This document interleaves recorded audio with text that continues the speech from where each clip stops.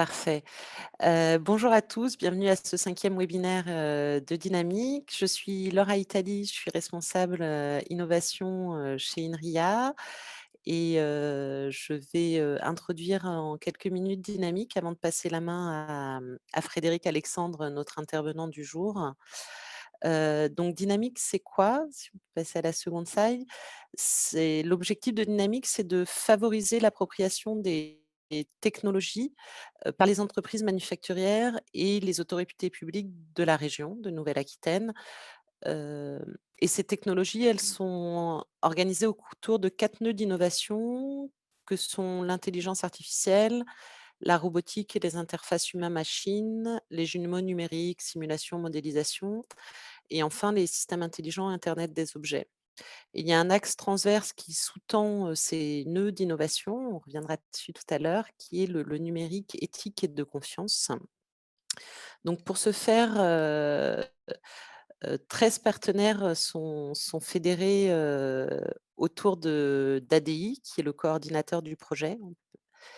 Donc des partenaires de différents types, hein, par exemple les pôles de compétitivité Aerospace Valley et Alpha RLH, Captronic LC Team, des centres, techniques tels que le CATI ou Tecnalia, des instituts de recherche comme le CEA, l'ONERA, INRIA, des écoles d'ingénieurs, comme Bordeaux INP et l'ESTIA. Et comment est-ce que, ces acteurs, ces partenaires dans le cadre de Dynamique, vont vous aider, vous, entreprise de Nouvelle-Aquitaine, sur cette appropriation? Donc quel accompagnement nous proposons sur la slide suivante? Donc par un contact personnalisé, la 1re étape de Dynamique, c'est une évaluation personnalisée et gratuite de votre, maturité, numérique, donc qui est fait par les experts, du consortium, des experts, industriels et des experts, scientifiques et techniques. Suite à cette évaluation, des préconisations, vous sont faites, donc un bilan confidentiel vous est livré et puis, à la suite, vous pouvez choisir ou non de mettre en œuvre, ces préconisations avec notre support. Si vous souhaitez les mettre en œuvre, donc il y a un déploiement de différentes typologies de services et enfin à l'issue de ces services, nous évaluons, l'impact que cela a pu avoir, dans votre structure. Donc quel type de service, Dynamique peut proposer sur la slide suivante? Donc ça va vraiment de la preuve de concept à la recherche de financement. Ce sont des services qui sont complémentaires et à la carte en fonction de vos besoins. Que ce soit du test ou de l'expérimentation, de la formation, de l'accompagnement à la recherche de financement, mais également de la mise en relation avec, d'autres acteurs, d'autres DIH. Et enfin, dernier petit mot, que je souhaitais vous dire ce matin, sur Dynamique. Donc on a cet axe transverse qui est un axe autour de l'intelligence artificielle digne de confiance et je pense qu'il y a une animation sur cette slide, je suis désolée. Et donc l'objectif de Dynamique, c'est de pouvoir, vous sensibiliser et vous familiariser avec les principes, les méthodes, autour de ces questions et notamment dans le cadre de l'avancement de la réflexion au niveau européen et français et de l'IA Act dont vous avez sûrement entendu parler, ces derniers temps. Et donc ce webinaire, le webinaire de ce matin, il s'inscrit dans cette familiarisation, autour, de l'IA digne de confiance et ce matin, nous allons parler, de ChatGPT et plus, particulièrement, débattre ou avoir des éléments pour savoir si on peut accorder, sa confiance à ChatGPT et pour quelle utilisation. Heu, je vais passer la main à Frédéric Alexandre, qui est directeur de recherche, INRIA, responsable de l'équipe projet Mnémosine, qui est une équipe projet commune à l'INRIA, l'Université de Bordeaux, Bordeaux INP et au CNRS. Frédéric, je te repasse la main. Bon webinaire. Merci Laure. Donc effectivement, si la question principale est: est-ce qu'on peut faire confiance à ChatGPT? Moi, ma première remarque, c'est de dire, pour évaluer son niveau de confiance, en général, il faut savoir, à quoi est-ce qu'on a affaire. Et donc peut-être essayer d'ouvrir un peu le capot et puis de voir un peu ce qu'il y a dedans avant de pouvoir discuter entre nous peut-être dans quelle mesure est-ce qu'on peut faire confiance à ce nouvel outil de l'IA dont on parle tellement en ce moment. Et donc, pour faire ça, je vais commencer très rapidement, peut-être, déjà à positionner ChatGPT dans le domaine de l'intelligence artificielle en général. Bon, probablement, hein, ça, c'est des choses pas très nouvelles. Là, vous avez entendu parler du fait que, historiquement, en IA, il y a deux grandes approches. Il y a une approche qui est, qu'on appelle parfois IA symbolique, qui est plutôt basée sur les connaissances, qui est capable de faire du raisonnement, de faire de la résolution de problèmes, mais qui, historiquement, travaille plutôt sur des problèmes assez simples, pas de très grande dimension, et par opposition à l'IA dont on a peut-être un peu plus entendu parler ces derniers temps, basée sur les données, donc typiquement les réseaux de neurones, par exemple, les modèles bayésiens, ce type de modèles numériques, qui ont une capacité vraiment très intéressante, qui est la capacité d'apprentissage, donc à partir de ces données, mais en général, les capacités de raisonnement ou de déduction sont un peu plus limitées. Alors, derrière cette dualité se cache en fait des types d'informations différentes qu'on va pouvoir traiter. Dans les approches symboliques à base de connaissances, en général, ce qu'on manipule, c'est des concepts, des connaissances qui sont représentés dans des graphes, souvent dans des graphes structurés, dans des graphes hiérarchiques, hein. Je sais que dans les animaux, il y a des mammifères, dans les mammifères, il y a les chiens, il y a les chats, etc. Donc, ce type de connaissances sémantiques qu'on se construit dans notre cerveau, par opposition aux IA numériques qui, elles, vont plus travailler directement sur les données, donc typiquement les images, hein, les tableaux de pixels, ou sur le signal du son, ce genre de choses. Donc, c'est des données essentiellement numériques. Et donc, les applications phares sur ces deux approches correspondent en fait à deux caractéristiques de notre cognition, de notre cerveau. Donc, d'une part, tout ce qui est basé sur les connaissances, ça correspond à ce qu'on appelle notre savoir-que, le fait qu'on est capable de déclarer un certain nombre de faits ou un certain nombre de souvenirs d'événements. Donc, on parle de mémoire sémantique ou de mémoire épisodique, par opposition au savoir-faire. Donc, le fait que parfois, on n'est pas capable d'expliquer pourquoi, mais on est capable de faire. On est capable de faire du ski, on est capable de certains niveaux d'expertise sans forcément être capable de donner les raisons et les règles précises de ces compétences. Donc ça, c'est une dualité de compétences qu'on a dans notre cognition, dans notre cerveau, qui renvoie directement à cette dualité entre manipuler des connaissances ou manipuler des données. À la différence que nous, on a les 2 dans notre cerveau, qu'on est capable aussi de manière vraiment très intéressante et très importante de combiner, les 2, alors que, jusqu'à présent, en général, en IA, bah, il fallait choisir, hein, prendre une IA plutôt basée sur les connaissances ou plutôt une IA qui manipule, des données. Les IA basées sur les connaissances, l'exemple typique, c'est, des systèmes experts dans le domaine médical, par exemple, hein, des systèmes qui vont vous conseiller la prise de médicaments en fonction d'éventuelles contre-indications, en appliquant des règles, en raisonnant, enfin ce genre de choses hein, qui fonctionnent très bien. Et puis sur la partie IA basée sur les données, donc l'exemple phare, c'est les réseaux de neurones. Et là, un exemple là, que je montre qui date de 2017 avec le deep learning, où on avait montré qu'on avait des systèmes capables de classer les grains de beauté entre cancéreux ou non cancéreux avec une efficacité supérieure à la compétence des médecins dermatologues. Donc ça, effectivement, ça renvoie à ce modèle-là qui avait été remis au goût du jour en 2012, donc l'apprentissage profond, mais en fait qui reposait sur des algorithmes assez anciens, hein, l'algorithme d'apprentissage de tous ces réseaux de neurones supervisés, qui consiste en fait, d'une part, à montrer en entrée un exemple, donc un exemple numérique, une image par exemple, de savoir propager l'activité de couche en couche jusqu'à activer une couche de sortie qui va nous dire je pense que c'est un chien ou je pense que c'est un chat. Et cette propagation d'activité, elle est due en fait à ces unités de calcul là, que je symbolise ici, qui sont en fait des unités algébriques assez simples, hein, qui font des sommes pondérées. Comme ça, ça nous permet de propager l'activation de l'entrée vers la sortie.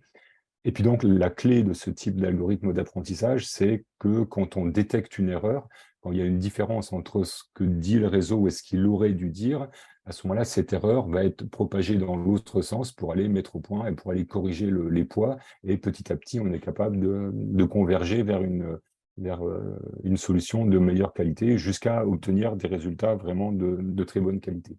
Donc ça, c'est des algorithmes assez anciens, c'est l'algorithme d'apprentissage. Ça date donc de 1986 et en 2012, on a proposé donc les algorithmes de deep learning. Donc là, la seule différence, c'est le deep, c'est le profond, c'est le fait que l'architecture, elle est profonde, elle a beaucoup d'étapes intermédiaires entre l'entrée et la sortie. Et donc, dans cette architecture profonde, avec des milliers, dizaines de milliers, voire parfois des millions de connexions, on est capable d'apprendre des fonctions très élaborées. Donc, ce qui permet typiquement aujourd'hui, hein, pour des fonctions dans la voiture autonome, d'être capable de détecter des panneaux de signalisation routière, par exemple. Et donc, on a aujourd'hui des systèmes avec des compétences vraiment très, très importantes grâce à cet algorithme d'apprentissage. Mais encore une fois, aujourd'hui, enfin jusqu'à cette époque, en IA, on avait le choix entre soit prendre une approche symbolique, soit prendre une approche numérique.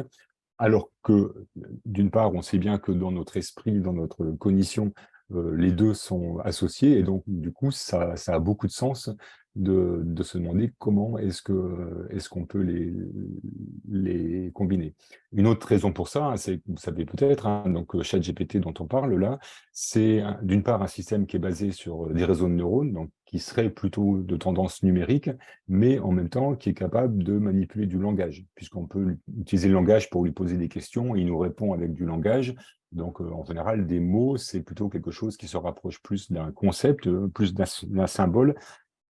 Et donc, une première question qu'on peut se poser, c'est comment est-ce que ChatGPT fait pour associer le symbolique et le numérique? Alors, pour vous expliquer ça, je vais le faire en 3 temps. Et en fait, la réponse à cette question, comment est-ce qu'il fait, c'est le 3e temps, hein, c'est ce qu'on appelle le plongement lexical. Mais en fait, pour vous parler de ça, avant, je vais avoir besoin d'introduire 2 notions différentes. La première notion, ce qu'on appelle l'ancrage du symbole, et la deuxième notion, bon, je vous parlerai un peu du pouvoir des statistiques en grande dimension. Alors, d'abord, je commence par ce problème de l'ancrage du symbole, et je commence par une illustration qui a été proposée par le philosophe John Searle, qui propose un exercice de pensée qu'il appelle la chambre chinoise.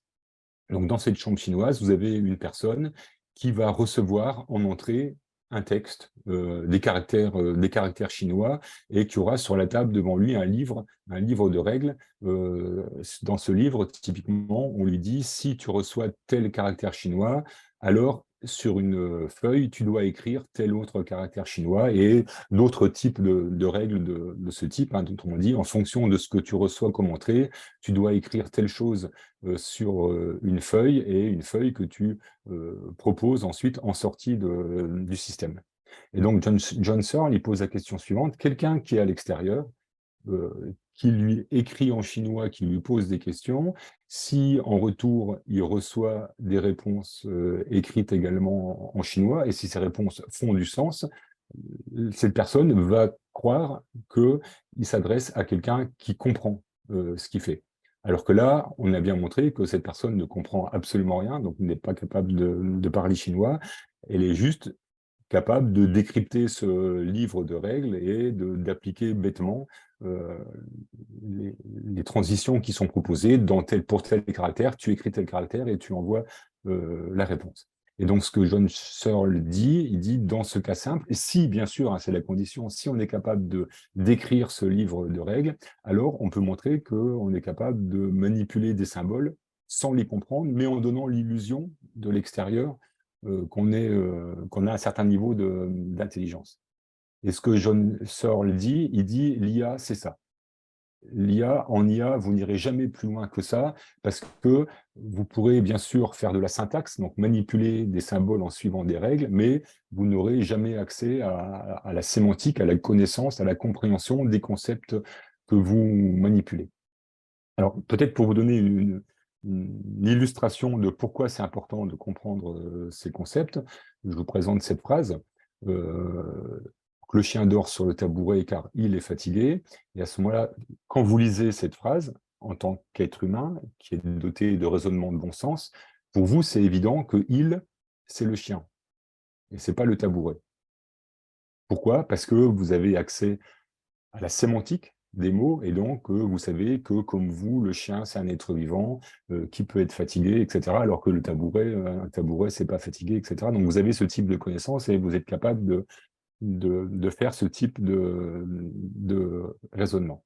Et ça renvoie à une autre notion qui a été décrite depuis longtemps. Donc ça date bien avant l'intelligence artificielle, hein. C'est des linguistes et des philosophes qui ont proposé ce qu'on appelle ce triangle sémiotique, où il lie déjà l'objet dont on parle, par exemple le chien, avec le symbole, le signifiant, mais auquel on n'a accès que si on est capable de décrypter, que si on s'est mis d'accord sur le code qu'il y a derrière le symbole, mais aussi la troisième pointe du triangle, c'est le concept. Autrement dit, c'est la sémantique qu'on se forge dans notre esprit à travers toutes les expériences qu'on a eues qui impliquait un chien, qui fait qu'on sait qu'un chien, c'est un mammifère, que c'est vivant, que ça a quatre pattes, etc., etc., etc.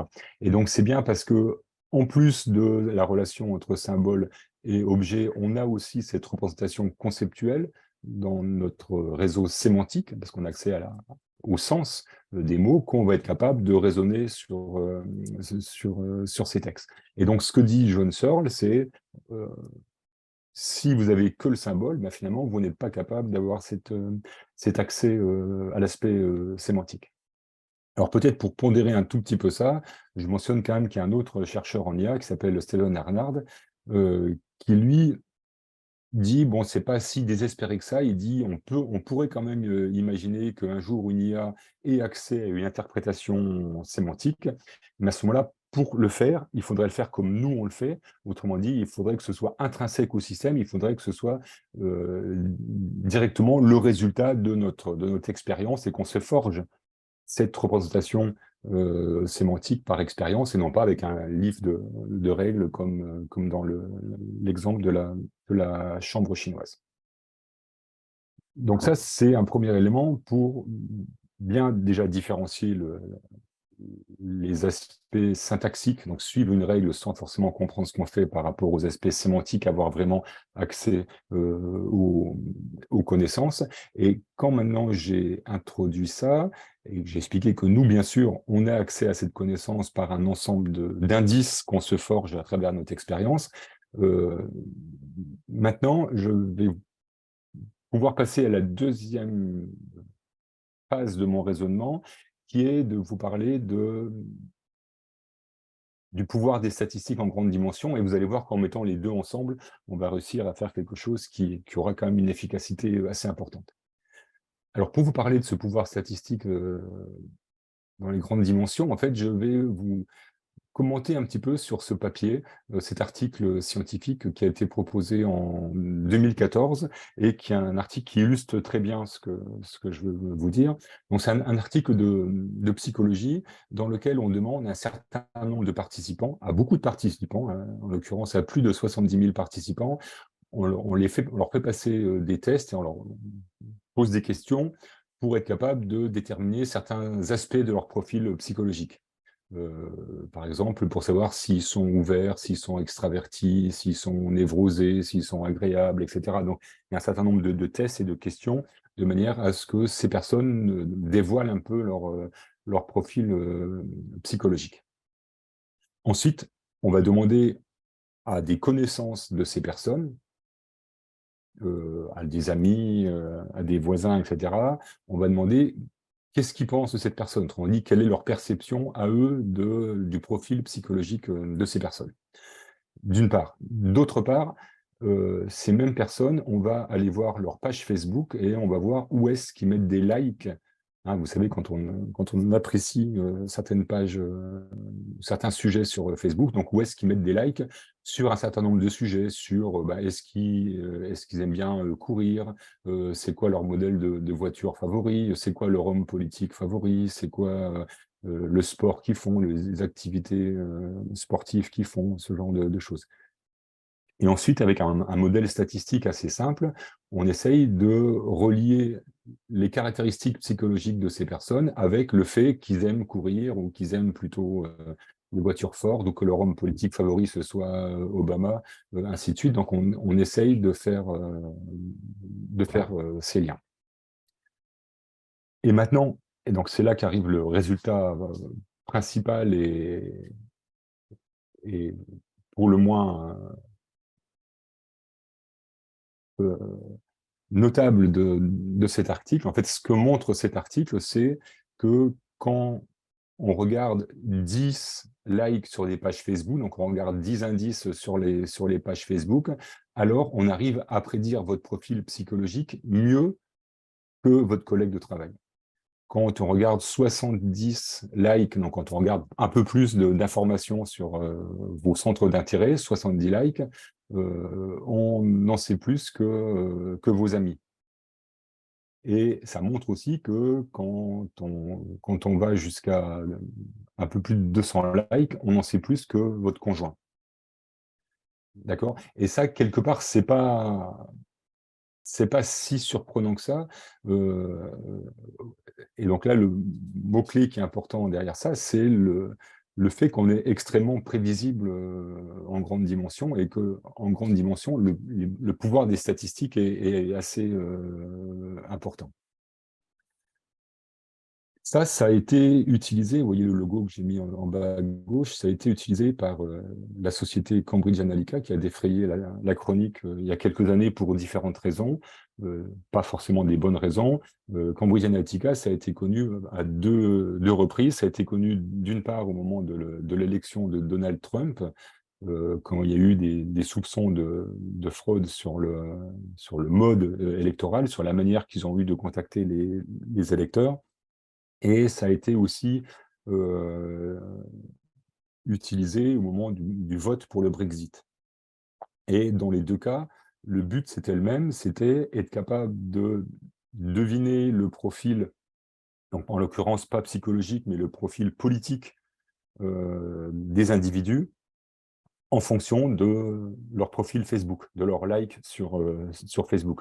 Alors disons, si je voulais faire un exemple, une analogie pour la France, je dirais, ce qui se dit souvent, mais un peu sur le ton de l'humour, c'est, ben oui, si tu es abonné à Télérama, c'est que tu votes à gauche.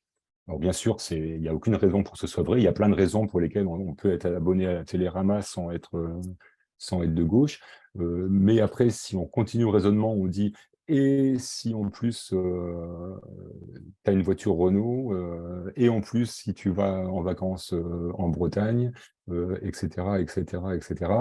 Et bien sûr, chacun de ces indices n'a vraiment pas de signification statistique, mais tout mis ensemble, finalement, ça finit par donner des corrélations qui, elles, finissent par avoir du sens. Et donc, finalement, Cambridge Analytica, en fait, a utilisé ces caractéristiques. Cambridge Analytica a directement utilisé le résultat de cet article scientifique pour, en fait, voler les pages Facebook de quelques dizaines de millions d'électeurs américains pour voir où est-ce qu'ils mettaient leur like et ensuite être capable de cibler ceux qu'il fallait de manière préférentielle pour les équipes de Donald Trump, ceux qu'il fallait contacter pour essayer de les faire changer d'avis. Et autre point qu'il faut noter, c'est qu'en fait, si Cambridge Analytica a été condamné, c'est uniquement parce qu'ils ont volé les pages Facebook. Et ça, bon, il y a eu une discussion avec Facebook, c'était pas clair comment ils les ont volé, mais en tout cas, le procès a quand même porté sur le fait qu'ils avaient subtilisé ces pages Facebook, mais le reste, c'est autorisé. Le reste, c'est une notoriété publique. Autrement dit, le reste, c'est ce qu'utilisent tous les grands acteurs sur Internet quand ils regardent vos actions sur Internet, quand ils regardent vos pages Facebook, quand ils regardent ce que vous aimez, ce que vous n'aimez pas. Eh ben, c'est exactement pour la même chose. C'est exactement pour déterminer votre profil. Un ou deux indices, ça n'a pas trop de sens.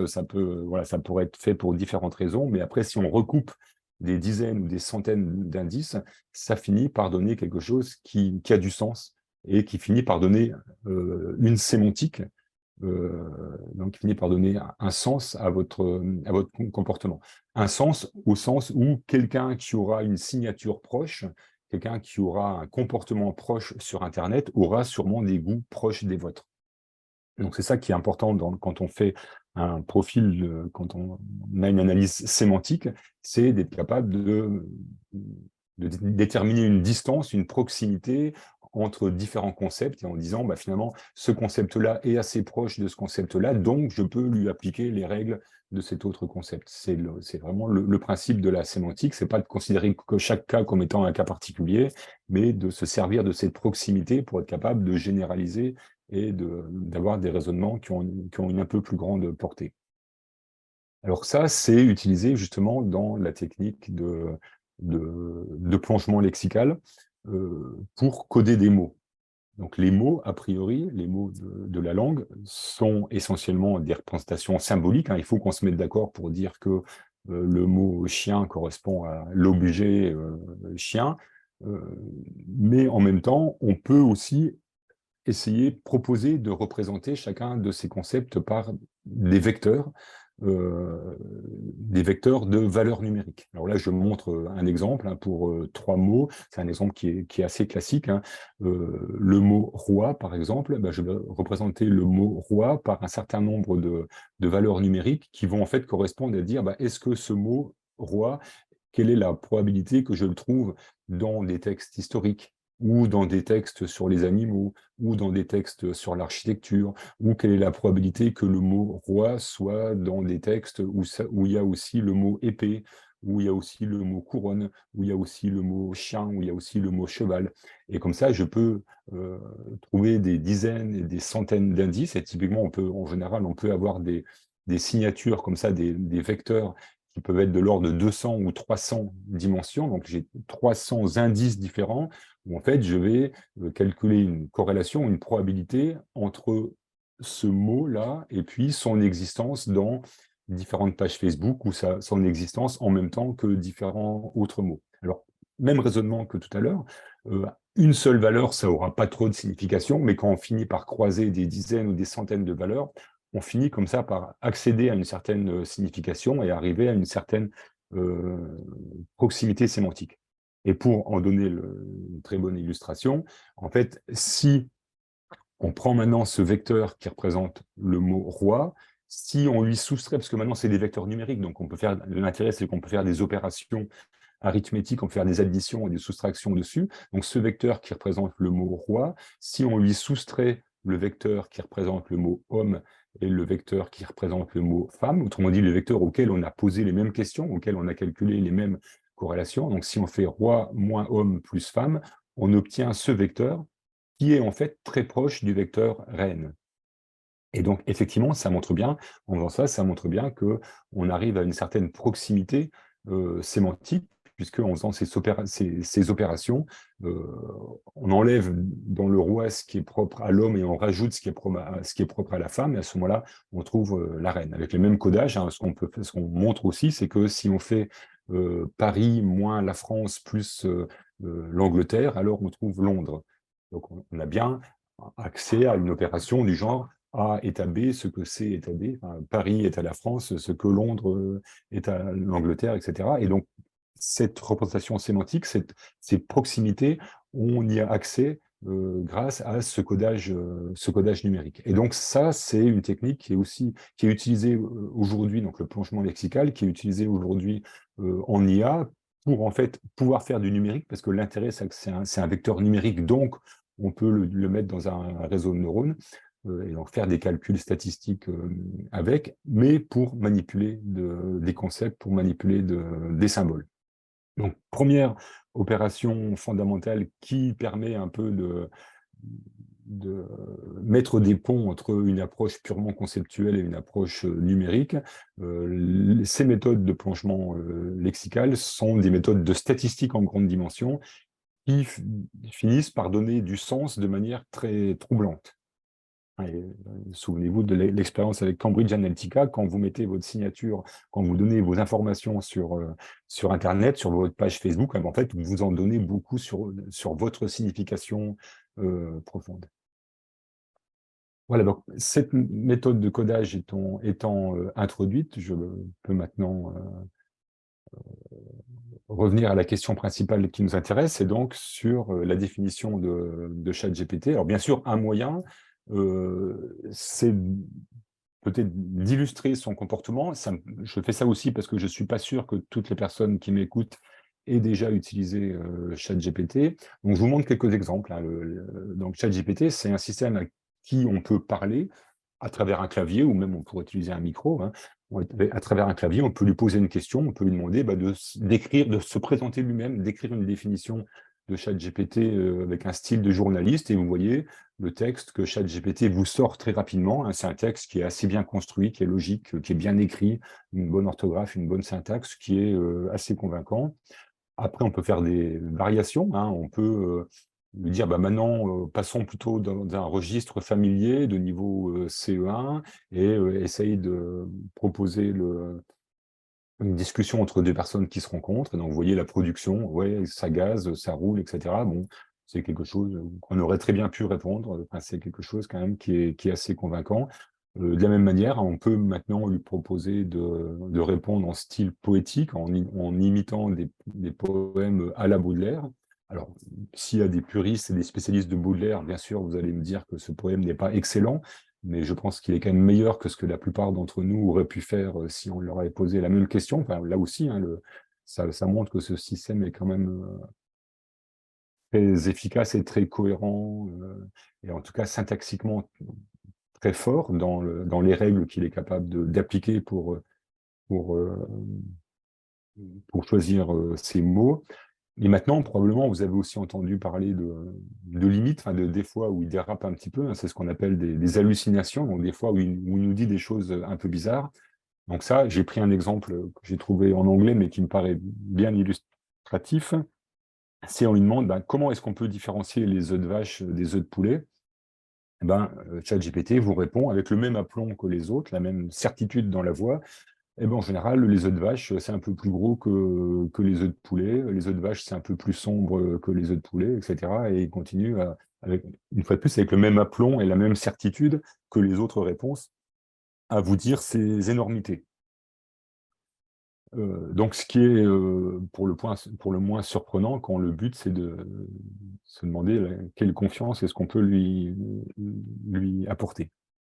Alors, au passage, hein, je fais une petite parenthèse, on pourra en parler tout à l'heure, mais je viens d'expliquer tout à l'heure la méthode qu'il avait de coder ses mots, de coder ses concepts.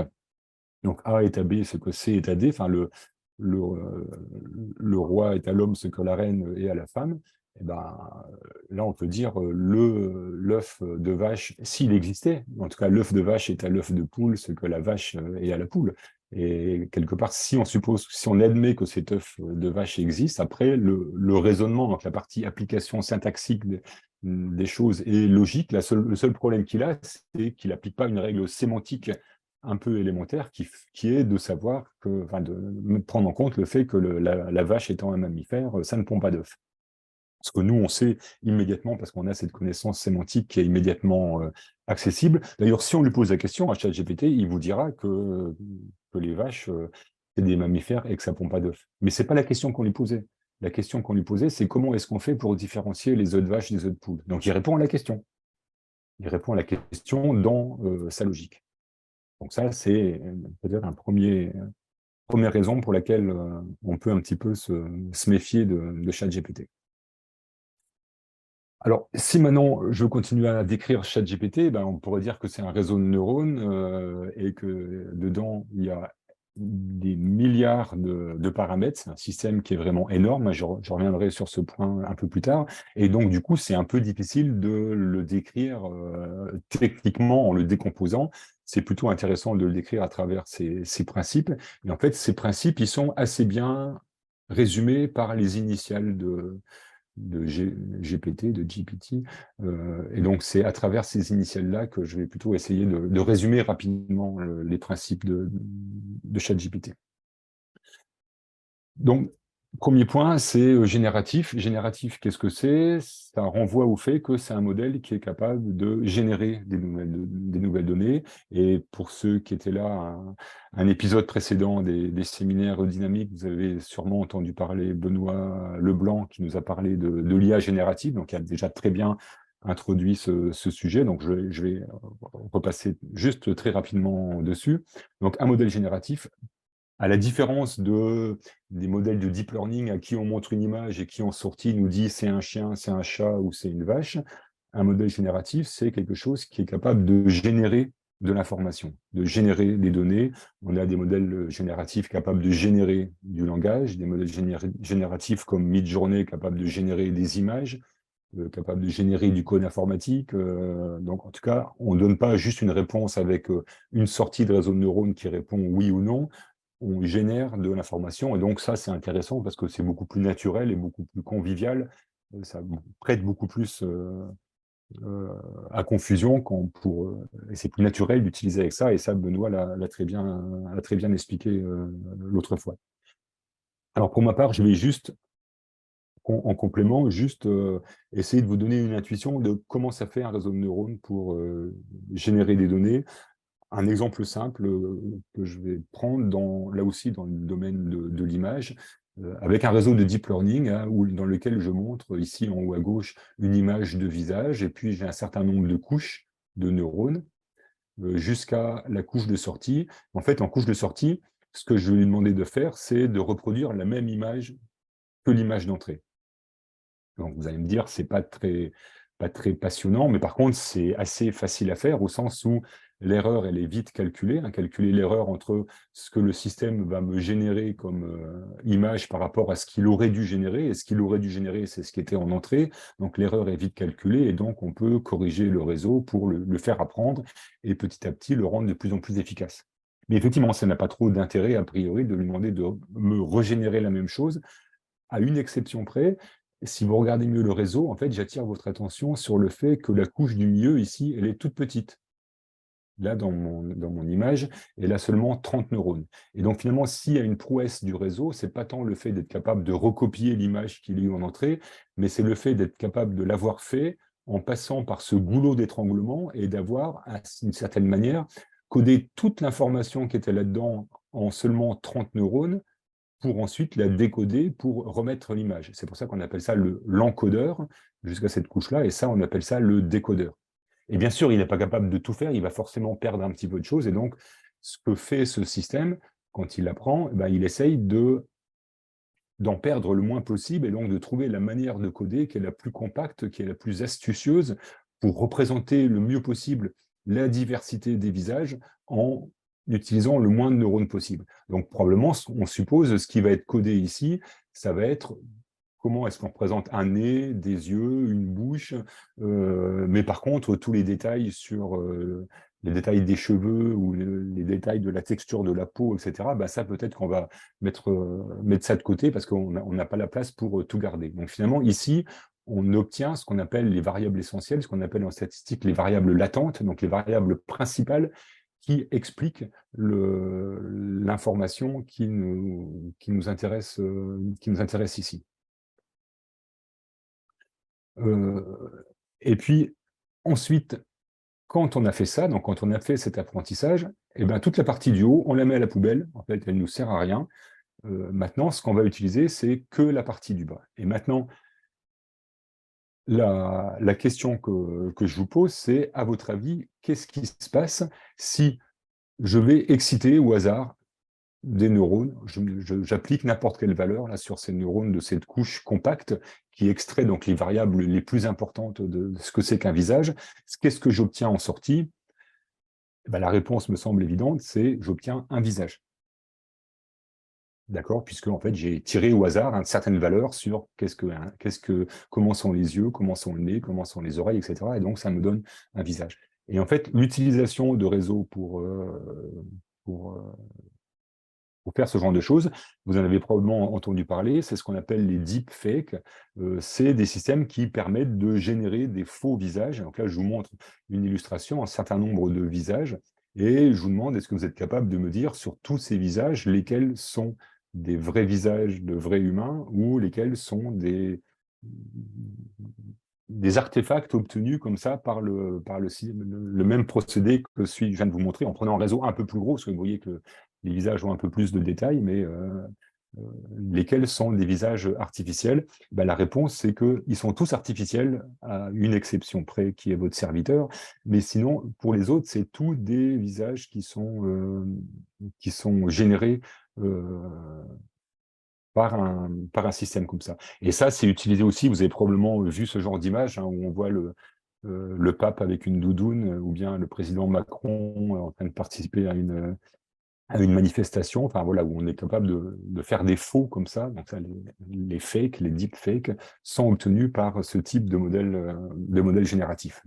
Donc ça, c'est la manière qu'ont les modèles génératifs de générer des données.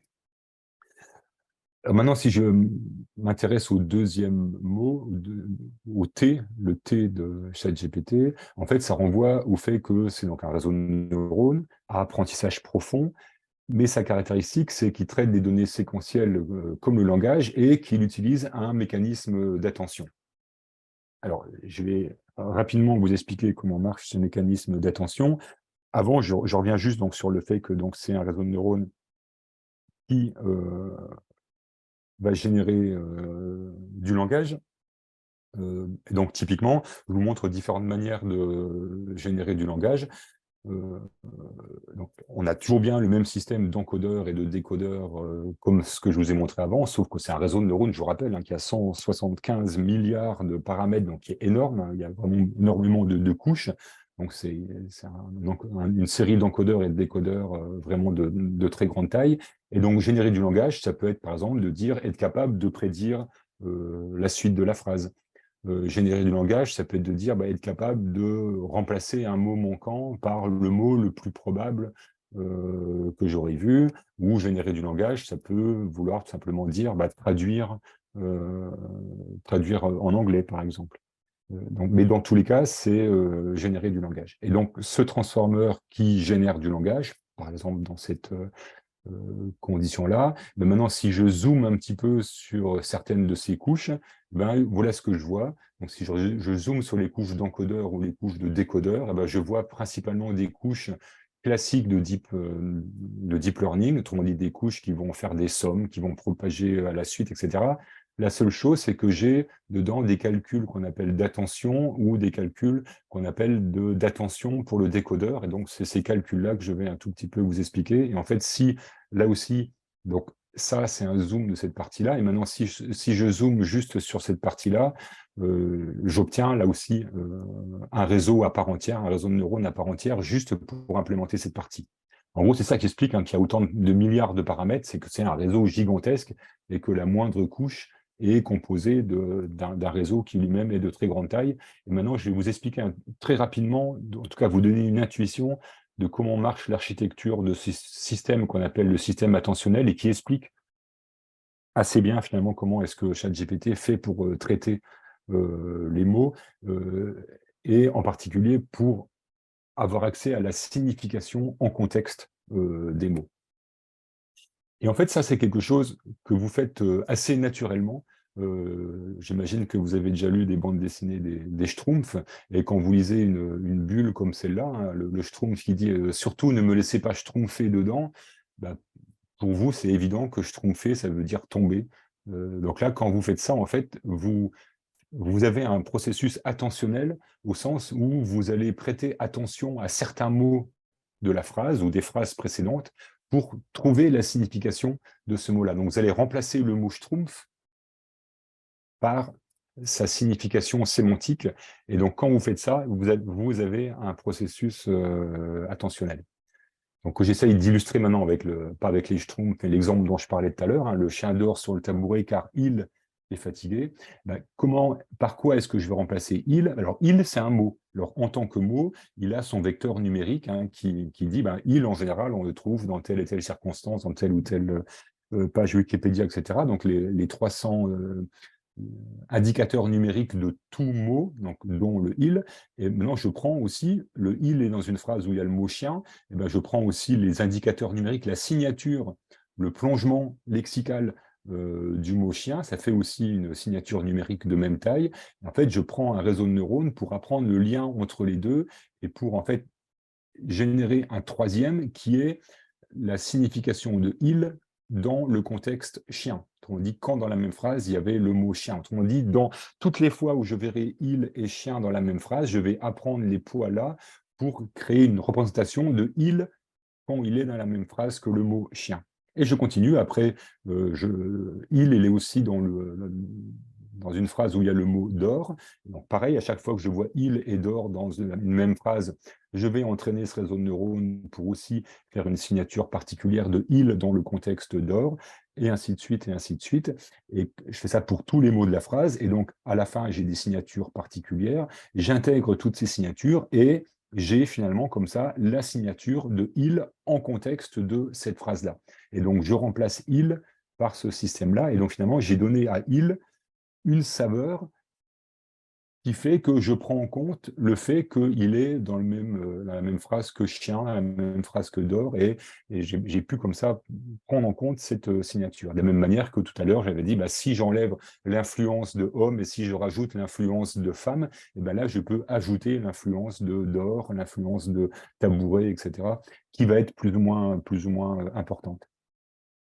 Et l'autre intérêt, c'est que tout ça, c'est en numérique, c'est en parallèle, c'est indépendant les uns des autres, et donc je peux calculer ça très rapidement avec des ordinateurs très puissants parallèles, et je peux faire ça à toute vitesse, que là, je suis en train de vous expliquer péniblement de manière séquentielle. Et donc finalement, ce que j'obtiens à remplacer, à surcharger la signification du mot il des autres mots en prêtant une attention plus importante à certains mots. Le il est en particulier surchargé par la signification de chien et de d'or, et moins par le, ou moins par fatigué, etc. Donc ça, c'est la manière que j'ai dans l'encodeur de remplacer un mot par sa signification en contexte. Et de la même manière sur le décodeur, autrement dit, le système qui, au fur et à mesure, va me produire du texte. Alors, je reprends l'exemple où je suis en train de traduire du français vers l'anglais. Quand vous traduisez du français vers l'anglais, vous avez probablement déjà remarqué hein, que les Anglais n'ont pas la même manière que nous de mettre l'ordre des adjectifs et des noms. Et en fait, si je veux traduire la zone économique européenne en anglais, ben, je suis obligé au fur et à mesure que je traduis, de garder attention à ce que j'ai déjà traduit pour être capable de trouver la suite à traduire dans l'ordre où il faut le traduire. Et donc, comme ça, j'apprends aussi un masque attentionnel qui reflète aussi justement ce niveau attentionnel que je dois porter pour produire dans le bon sens la phrase avec la bonne structure. Donc ça, c'est aussi un processus attentionnel qui me permet de produire le bon mot qu'il faut au bon moment, et ça, je le fais uniquement par statistique en ayant mesuré les corrélations entre, en général, quand il y a en français un mot suivi d'un adjectif, en anglais, il se traduit par un adjectif, l'adjectif devant et le nom ensuite. Donc ça, c'est quelque chose que je peux apprendre et que je peux appliquer ensuite en utilisant ce processus attentionnel. Et donc, voilà, si je remets tout ça ensemble, finalement, le transformer, c'est un modèle génératif qui prête attention grâce à ce gros réseau de neurones là, qui est fait pour chaque mot, qui permet de remplacer chaque mot par sa signification en contexte, et qui, dans le décodage, permet de produire chaque mot au moment où il faut, en prenant en compte ce qui a déjà été produit avant. Donc c'est uniquement un monstrueux système statistique qui est capable d'avoir pris en compte toutes ces contraintes de précédence temporelle à partir de l'apprentissage. Ce qui nous renvoie à un autre terme qu'il faut absolument commenter, c'est le P. P pour pré-train, pré-entraîné, et en soulignant l'énorme coût du pré-entraînement de ChatGPT. Là, je vous parle de la version 3.5, hein, celle qu'il y avait jusqu'au début de cette année. Là, en l'occurrence même, je vous parle en fait des versions qui étaient encore avant. Avant GPT, il y avait des versions qui s'appelaient BERT et d'autres versions qui ont suivi. Donc, ces vieilles versions, dans BERT, on a commencé par l'entraîner en utilisant tout Wikipédia et en utilisant tout le corpus des livres qu'on trouve sur Google. L'intérêt de la numérisation des livres par Google, c'est que Google a numérisé des livres aussi leur traduction. Donc là, c'est là où on remercie les humains qui ont traduit ces livres, parce qu'en fait, on a pu se servir de leur traduction pour entraîner des traducteurs automatiques, grâce à justement l'association qu'on peut faire entre les livres et leur traduction. Donc BERT, les premières versions, là, on avait des systèmes avec 350 millions de paramètres, 350 millions de poids dans le réseau de neurones, qui avaient assimilé 16 gigabits milliards de mots, si vous voulez, d'informations. Dans les versions plus élaborées, on en est à 160 milliards de mots. Vous voyez, ça commence pour 125 millions de paramètres. Alors, ce qui est important à noter, c'est avec ChatGPT, on l'a entraîné avec des centaines de milliards de mots. Toutes ces pages, donc on rajoute à Wikipédia ou au livre, on va rajouter des choses qu'on va récupérer un peu partout sur Internet, dont sur les réseaux sociaux, etc. À la fin, ça fait des centaines de milliards de mots. Et pour information, vous, dans toute votre vie, au maximum, vous allez croiser quelques dizaines de millions de mots. Donc ChatGPT apprend des milliers de fois plus que vous, sur la base de textes qui sont des milliers de fois plus nombreux que celles que vous pourrez jamais voir. Donc ça, c'est grâce à cette disproportion de taille qu'on peut imaginer que ChatGPT est capable de faire des statistiques très, très poussées sur plein de contextes différents. Mais ça, bien sûr, il faut souligner aussi que ça a un coût. Faire ça, c'est un coût énergétique. L'entraînement de ChatGPT, ça dure plusieurs semaines et ça se chiffre en millions de dollars d'électricité. Et au passage, on peut aussi, c'est vaguement résumé dans ce tableau, mais on peut aussi souligner l'analogie en kilos de CO2 de ces calculs. Donc, ça pour dire, il y a un impact environnemental qui est aussi énorme pour faire cet entraînement. Et donc, c'est vraiment un entraînement complètement démesuré par rapport à tout ce qu'on peut imaginer à l'échelle humaine, mais c'est ça qui lui donne toute cette qualité d'information qu'il est capable de rendre compte après. Voilà, pardon. Donc, maintenant, si je reprends, je vais arriver à la conclusion. Qu'est-ce que c'est que ChatGPT? Ben, je pense que la phrase que je vais dire maintenant, elle a plus de sens maintenant que j'ai fait cette présentation. Donc, ça code des mots par plongement lexical et on lui a appris à prêter attention à ce qui a déjà été dit pour prédire le prochain mot qui est le plus probable. Donc ça, c'est la définition de GPT, du transformer, la manière dont le transformer est utilisé. Finalement, il est utilisé comme souvent, vous voyez ça sur la barre de recherche Google, vous commencez à taper quelque chose et il vous propose le ou les prochains mots les plus probables. Et ça, c'est ce qu'on appelle un modèle de langage. Et ChatGPT, ce n'est pas un modèle de langage. ChatGPT, c'est un agent conversationnel. Donc maintenant, si je rajoute le chat devant pour discuter, là, c'est pour créer ce qu'on appelle un agent conversationnel, donc un système euh, avec lequel on peut discuter. Et la question, c'est comment est-ce qu'on a fait pour passer du modèle de langage à cet agent conversationnel? Et bien, en fait, il y a une phase dont on parle très peu, qui est plutôt cachée, qui s'appelle Instruct GPT. C'est une phase en fait qui marche par apprentissage par renforcement, où on demande à ChatGPT, comme c'est montré ici, de générer plusieurs suites possibles. On commence à lui poser une question et on regarde sa réponse. On lui demande de générer plusieurs suites possibles. Et après, il va y avoir des êtres humains qui vont classer ces suites possibles entre les bonnes réponses, celles que l'humain aurait aimé avoir, et puis jusqu'à les mauvaises ou même carrément les réponses qu'il faut éviter, celles qui ne sont pas politiquement correctes, etc. Et donc, il y a des êtres humains qui font ce tri et qui l'instruisent sur qu'est-ce qui est politiquement correct de dire et qu'est-ce qui n'est pas politiquement correct de dire. Et ça, c'est aussi caché, mais ça a aussi un coût qui est à peu près le même coût que le coût énergétique, donc ça se compte en millions de dollars. Et en fait, pour ça, OpenAI, ils ont fait faire ce travail au Kenya, où vous avez des travailleurs du clic qui ne coûtent pas très cher, mais il y a quand même des millions et des millions de clics à donner. Donc, on leur a fait travailler sur GPT pendant des jours et des jours, à leur faire voir des réponses possibles probable et de classer ces réponses entre les bonnes réponses et les réponses qu'il ne faut pas dire, etc. Et donc tout ça, ça m'amène à donc, conclure en disant en deux planches. Première planche, c'est pourquoi ça marche. C'est quoi le succès de ChatGPT? C'est dû à quoi? euh, Première chose, c'est techniquement, j'ai expliqué, le plongement lexical et ce système d'attention. C'est ça les vraies avancées qu'il y a. Et encore, le plongement lexical, hein, ça ne date pas de ChatGPT, ça a été trouvé un peu avant. Mais c'est ça les deux mécanismes qui font que ça marche bien. Et vous êtes d'accord avec moi pour dire c'est astucieux, mais ce n'est pas non plus la révolution du siècle. Ça, c'est les deux mécanismes techniques qui font que ça marche.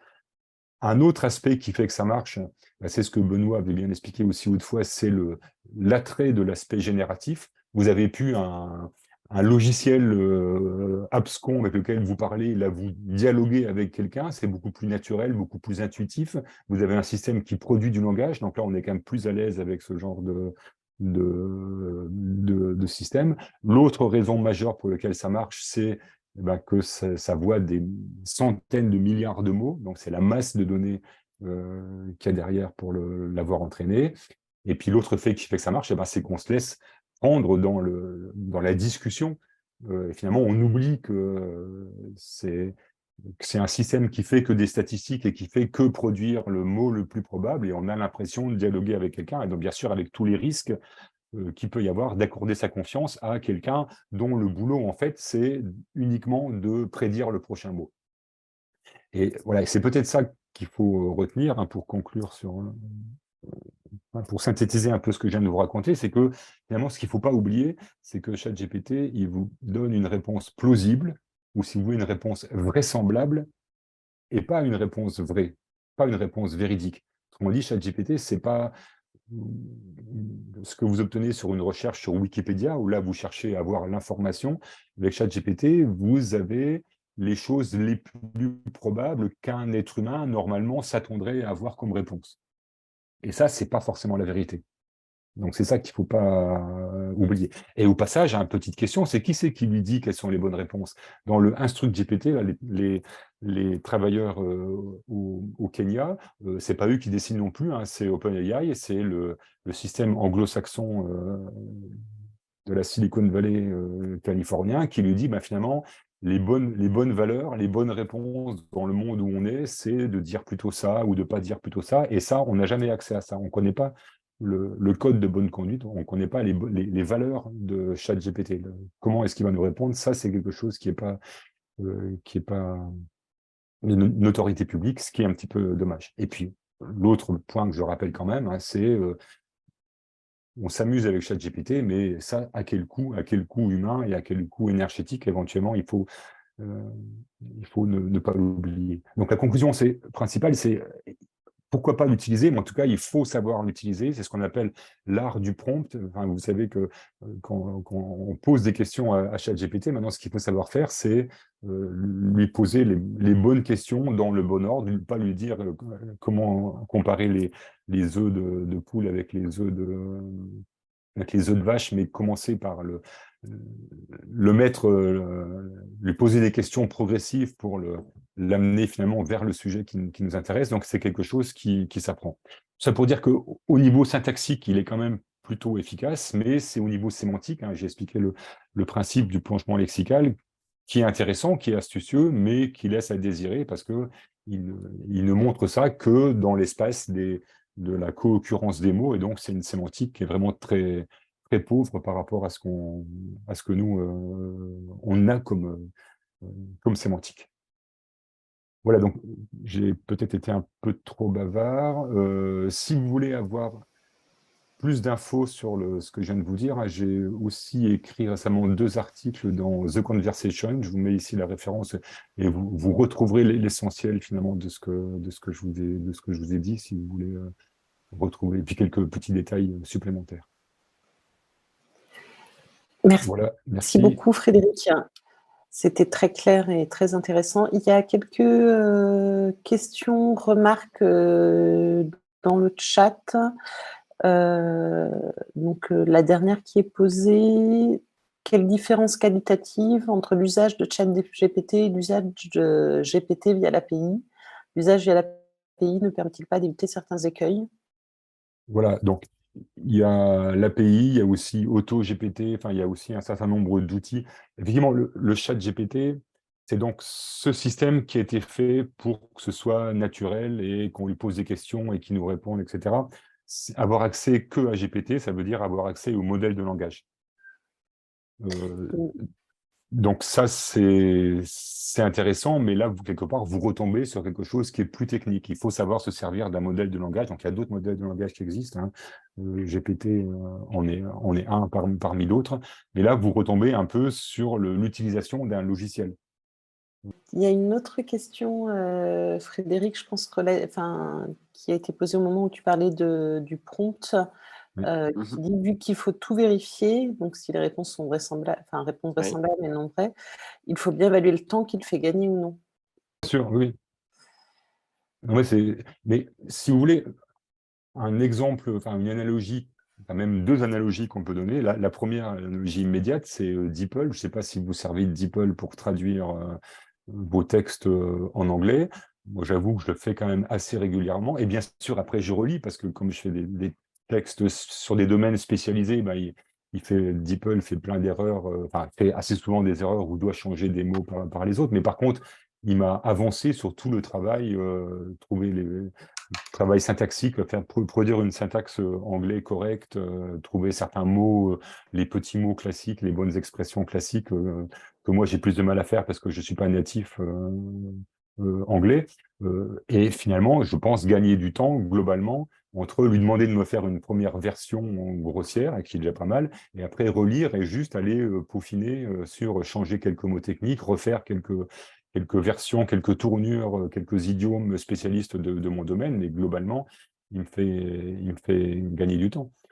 L'autre exemple peut-être qu'on peut donner aussi sur ceux qui disent attention, il faut pas s'en servir parce que finalement c'est un truc auquel on peut vraiment pas faire confiance, ou c'est un truc qui vous enlève des fonctions cognitives importantes.